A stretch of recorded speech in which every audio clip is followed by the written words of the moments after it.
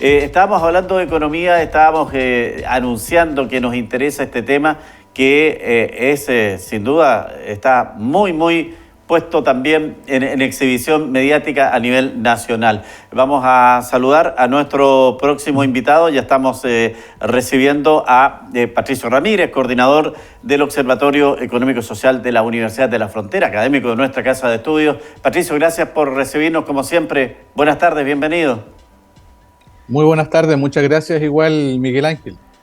Bueno, cada vez se hace más necesario conversar con usted, Patricio. Antes conversábamos como 2 veces al año, ahora ya tiene que ser casi 2 veces al mes, porque está tan volátil, tan rápido todo lo que está cambiando en materia económica. Y fíjese que no lo teníamos en la pauta, pero me llega la información de La Tercera que habla de la estrategia del presidente Boric de dilatar la ratificación del TPP-11 y que dice que genera ruidos en el Congreso.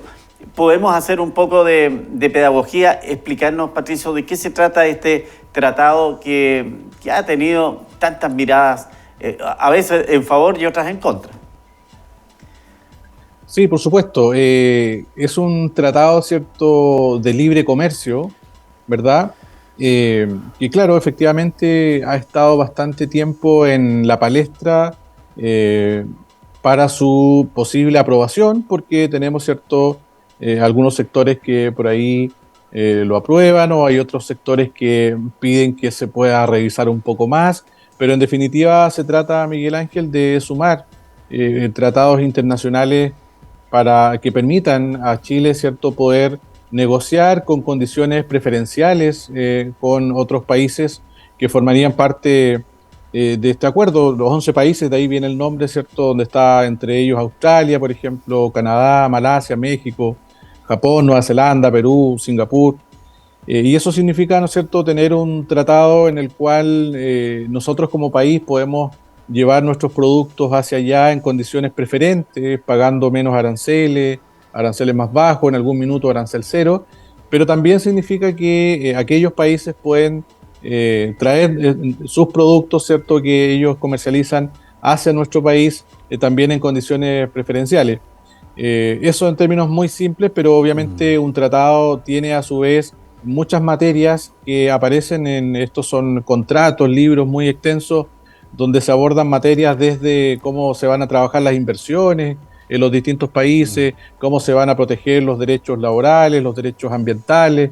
Entonces, por ahí en algunos capítulos, en algunos elementos, no hay completo acuerdo y se están revisando, pero en definitiva Chile tiene una larga historia de tratados internacionales. Digamos, Chile es una de las economías más abiertas del mundo y eso significa que tenemos tratados internacionales, más de 20 TLC, tratados de libre comercio con distintos países del mundo, lo cual nos ha permitido tener acceso, ¿cierto?, a esos mercados internacionales, que los exportadores chilenos puedan llegar a esos países con condiciones preferentes, y también ha significado para Chile que puedan llegar a nuestras fronteras productos, ¿cierto?, como tecnología, por ejemplo, de vanguardia, a precios también más asequibles, porque tenemos aranceles preferenciales, y en muchos casos ya, Miguel Ángel, como son tratados de muy larga data, en muchos casos ya son aranceles cero, es decir, Chile entra a esos países con arancel cero, y a su vez también productos de esos países entran a Chile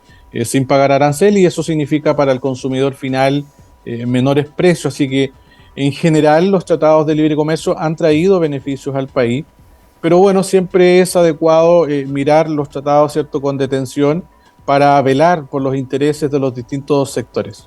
Sí, el punto pasa porque evidentemente en el mundo actual los países no pueden estar enclaustrados, tienen que salir al mundo, tienen que vincularse con otras naciones. Sin embargo, por ejemplo, si tenemos algo que hoy día puede inquietar y puede preocupar, es la realidad que estamos viviendo con el mercado chino o oriental o de Asia, Pacífico, aquí, puesto en nuestra ciudad, en donde se han armado una gran cantidad de malls en todas las comunas de la región y generando el término de los comercios pequeños que habían en esas comunas. Entonces, ¿cómo también proteger a esta pequeña economía respecto de lo que significan los alcances de estos tratados internacionales, Patricio?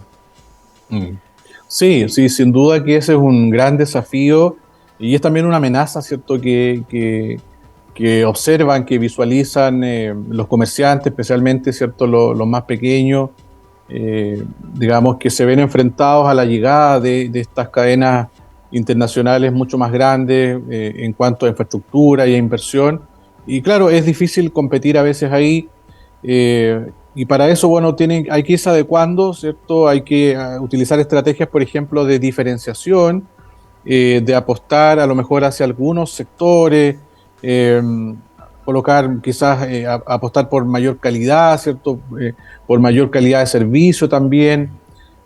Hay que ver ahí, ¿no es cierto?, cómo nos podemos adecuar, pero como tú decías, es una realidad mundial, internacional, ¿cierto?, donde en un mundo globalizado, ya prácticamente en todos los países, ¿cierto? Lo que uno consume viene de distintas partes del mundo. Entonces, si bien es cierto, el comercio internacional presenta lindos desafíos y nos permite acceder también a nosotros a productos de tecnología de última generación. O sea, hoy día en Chile, ¿cierto? Si algún producto sale en Estados Unidos, acá está instantáneamente, situación que no sucedería si no estuviéramos con estos tratados internacionales, pero también presenta estos otros desafíos que tienen que ser abordados por los distintos sectores y ramas productivas para ver cómo enfrentar esa situación. Pero es una realidad que en definitiva tiene por ahí algunos pros y contras, pero si uno lo mira quizás en el neto, Miguel Ángel, sin duda que para Chile ha significado un saldo positivo en cuanto a generación de empleo y a exportaciones, porque Chile, al ser una economía tan pequeña, todo lo que producimos, ¿verdad? Es muy difícil que pueda ser vendido solamente dentro de nuestra frontera, por lo tanto, abrir nuestros mercados hacia otros países es muy positivo, pero claro, va a también generar estos desafíos, estos ajustes probablemente en algunos sectores, en algunas industrias, ¿cierto?, que pueden verse perjudicadas. Eso siempre va a pasar, siempre vamos a tener por ahí costos y beneficios. Lo importante es mirar el saldo neto y generar los apoyos también a aquellos sectores que pudieran verse de alguna manera eh, afectados. Bueno, como todas las cosas, tienen su lado positivo y negativo, y en la economía no es la excepción. ¿Qué es más fácil, que se apruebe este tratado o que el dólar comience a tener una baja que nuevamente se nos vuelve a poner sobre los 1.000 pesos, a pesar de todos los ajustes que ha hecho el Banco Central y que pensábamos que esa iba a ser una medida, una estrategia que iba a enfrentar esta devaluación de la moneda chilena? Sí, efectivamente el dólar ha estado muy volátil, como se dice, ¿cierto? Muy variable. Y de hecho, este día lunes, ¿cierto? Hace el lunes 26, estuvo otra vez muy cerquita, rozando los 1.000 pesos. Estuvo como el 990 y algo.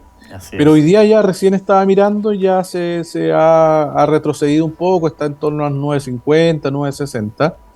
Ahora, es muy difícil predecir lo que pasa con el dólar porque el dólar depende de factores nacionales, pero también internacionales. En el caso chileno, un factor muy importante es el precio del cobre, y ahí hay una relación inversa, Miguel. Entonces, cuando uno observa que el precio del cobre está bajando, por ejemplo, eso va a hacer que el dólar suba y viceversa.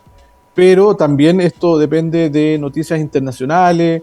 Estados Unidos, por ejemplo, cuando ellos suben su tasa de interés, también generan que sea mucho más atractivo invertir en ese país, y por lo tanto salen capitales desde Chile hacia afuera, y eso hace subir el dólar. Entonces hay muchos factores, quizás los más importantes, como te decía, en nuestro país está el cobre, está la tasa de interés de Estados Unidos, la tasa de interés chilena.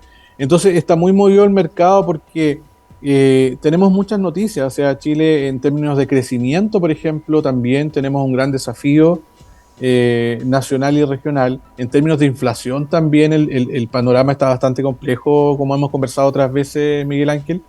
Y ese panorama económico e inflacionario complejo hace que los bancos centrales tomen decisiones como es modificar las tasas de interés y como es intervenir el mercado bancario, y eso entonces va generando variaciones en el tipo de cambio. Así que Yo diría que queda todavía de aquí al resto de año que se siga con alta volatilidad. Es probable superar los 1.000 pesos, es probable, va a depender, ¿no es cierto?, de las noticias que se vayan sucediendo. Pero yo diría que hoy día se ha estabilizado un poco. Como te comentaba, está en torno a los 9.50, 9.60, va a cerrar al menos el día de hoy. Bueno, y todos estos efectos que estamos viendo se sienten en el bolsillo. Veía algunos antecedentes que dicen en relación a que el poder adquisitivo de los trabajadores bajó en un 3% de acuerdo al estudio de agosto, tema también que refleja la complejidad de lo que estamos pasando, ¿ah? Sí, es cierto. Al final, a veces las personas, ¿cierto? Seguramente algunos amigos que nos acompañan en esta transmisión, a veces uno estos datos los ve un poco lejanos, ¿cierto? Uno dice el dólar o el crecimiento, pero al final esos datos terminan rebotando en el bolsillo de las personas de una u otra manera, y la inflación es un claro ejemplo.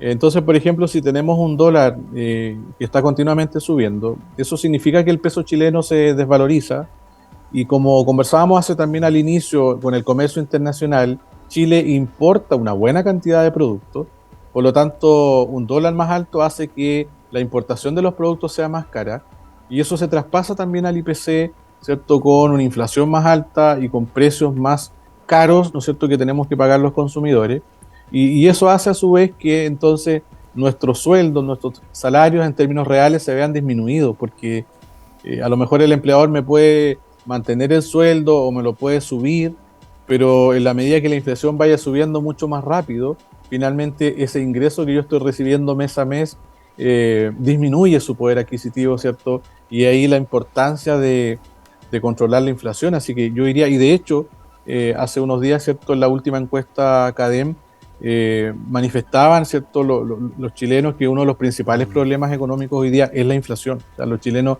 estamos muy preocupados, ¿cierto? Ha pasado a ser el o el segundo problema más alto, mayor problema, ¿cierto?, que estamos viendo.